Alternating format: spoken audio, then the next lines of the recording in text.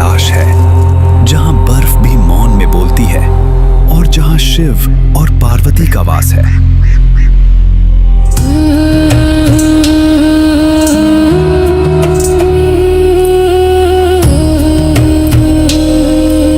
नंदी। जब तक मैं भीतर हूँ, कोई भी यहाँ प्रवेश न करे।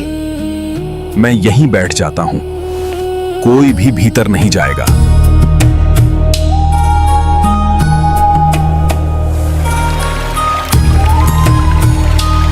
ये है त्रिलोक सुंदरी देवी पार्वती।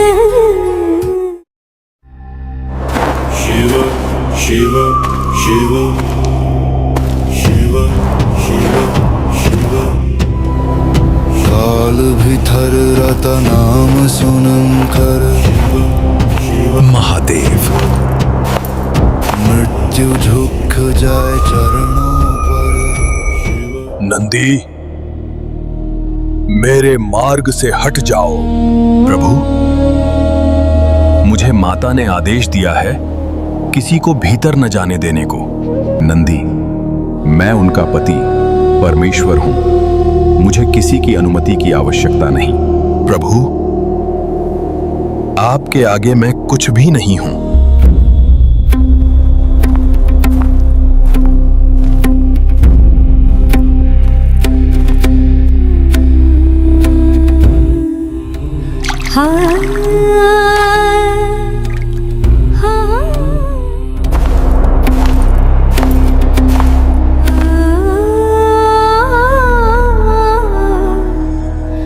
स्वामी, आप भीतर कैसे आए? नंदी ने आपको रोका नहीं? नंदी मेरा अनन्य भक्त है पार्वती, उसकी भक्ति अपार है, पर मेरे पथ को रोकने का सामर्थ्य किसी में नहीं। परंतु प्रभु, उसे मेरी आज्ञा का मान रखना चाहिए था।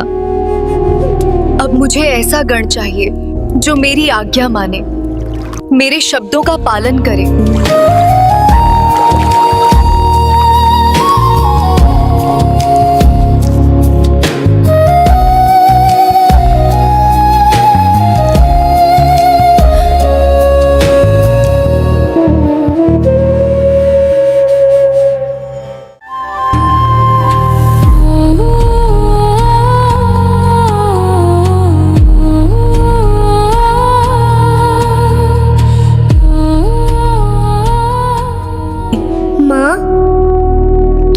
हमेशा आपके पास रह सकता हूँ?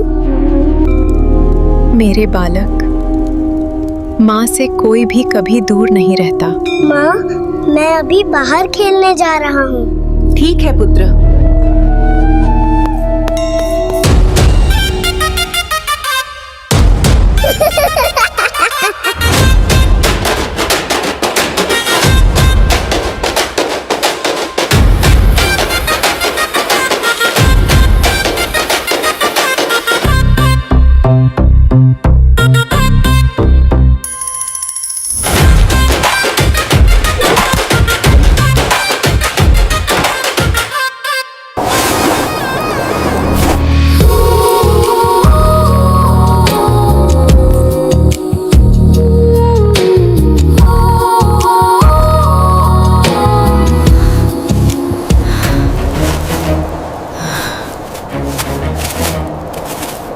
पुत्र, मैं स्नान करने जा रही हूँ। जब तक मैं लौटूं, कोई भी भीतर प्रवेश न करे। आप निश्चिंत होकर स्नान कीजिए, मैं द्वार की रक्षा करूँगा।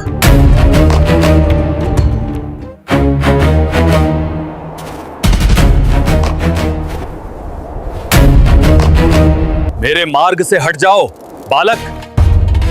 माँ ने आदेश दिया है किसी को भीतर प्रवेश न करने देने को। ये आदेश मेरे लिए नहीं है, मैं पार्वती का स्वामी हूँ। हट जाओ बालक। कदापि नहीं, जब तक माँ आदेश न दे किसी को भीतर जाने नहीं दे सकता। जिद मत करो नादान बालक, मेरे सामने से हट जाओ। शांत शांत प्रभु, ये नादान बालक है, मैं इसे समझा बुझाकर स्वयं हटा दूंगा।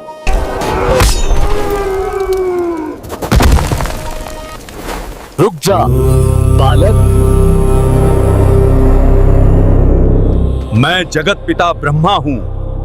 आज तुम मेरे निर्णय से बच नहीं पाओगे। जगत पिता हूँ या देवता, मुझे कोई भय नहीं है। इस ब्रह्मास्त्र से बच के दिखा, बालक।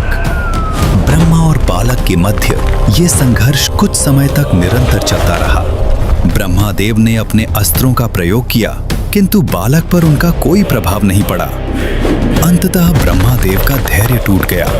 उन्होंने स्वीकार किया कि ये बालक उनके वश में नहीं है। तब ब्रह्मादेव ने महादेव की ओर दृष्टि की और पहली बार उनके स्वर में अभिमान नहीं बल्कि विवशता थी। ब्रह्मादेव ने हाथ जोड़कर कहा, महादेव, मुझसे ये बालक नहीं संभाला गया। आप ही कोई मार्ग दिखाइए। ह्रीं मनहराय नमः। नमः शिवाय नमः।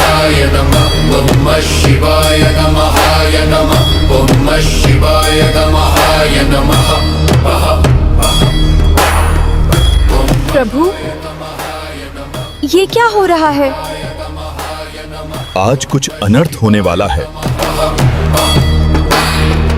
ओम शिवाय नमः। ओम शिवाय नमः। ओम शिवाय नमः। ओम शिवाय नमः। ये कोई साधारण क्षण नहीं था। ये वो पल था जहां नियम, शक्ति और मर्यादा मां की ममता के आगे मौन हो गए।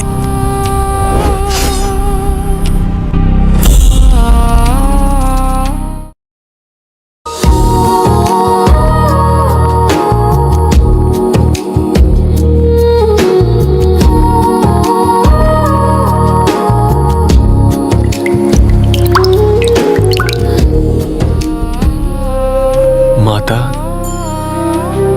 नंदी, क्या हुआ? माता, द्वार पर घोर अनर्थ हो गया।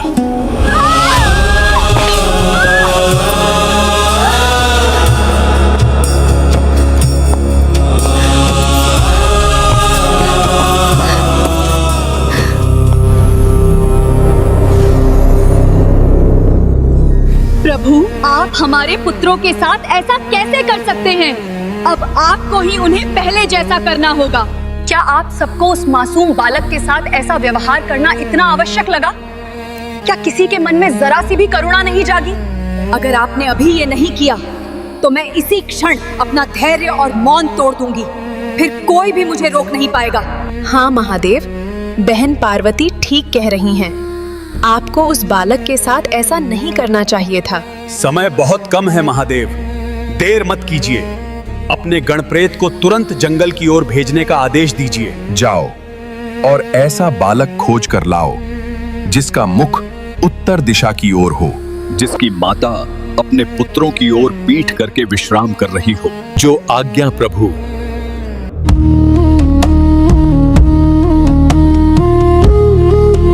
नंदी और गणप्रेत जब वन की गहराइयों में पहुंचे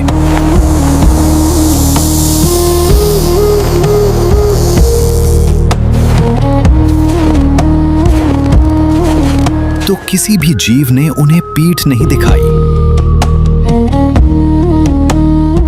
हर पशु मौन रहा। हर दिशा शून्य थी।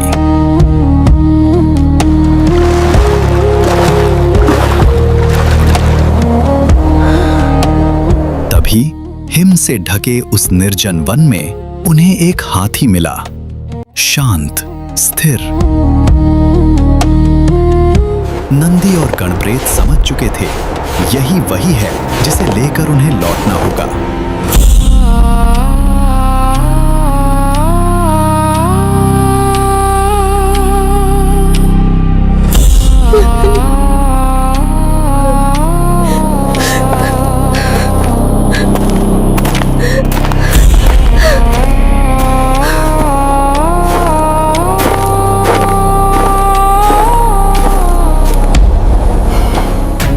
नंदी, ये क्या लेकर आ गए हो? प्रभु, आपने जो आदेश दिया था उसके अनुसार हमें यही प्राप्त हुआ, इसीलिए हम यहीं लेकर आए हैं। सोचने का समय नहीं है महादेव। इस मस्तक को जोड़कर बालक गणेश को जीवित करो।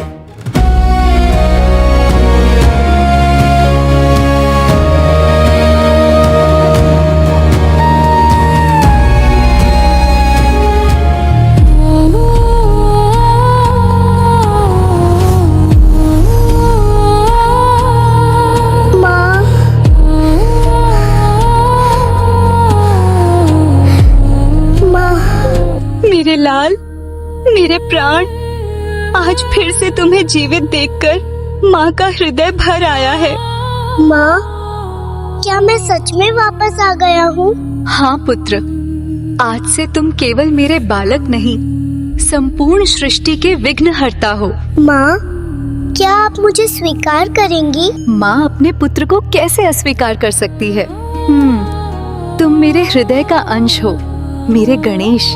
तो माँ, क्या मैं हमेशा आपके साथ रहूंगा? जब तक यह सृष्टि रहेगी, माँ का आशीर्वाद तुम्हारे साथ रहेगा पुत्र।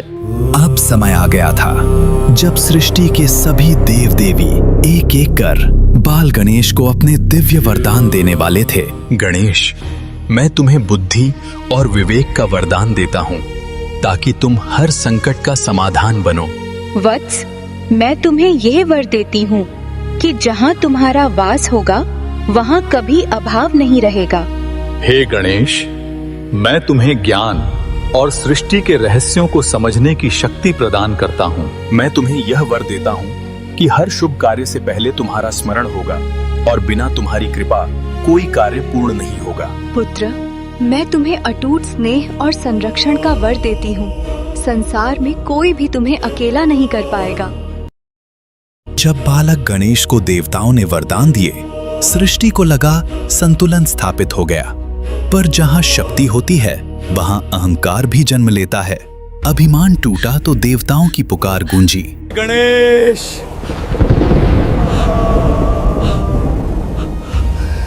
हमारी रक्षा करो।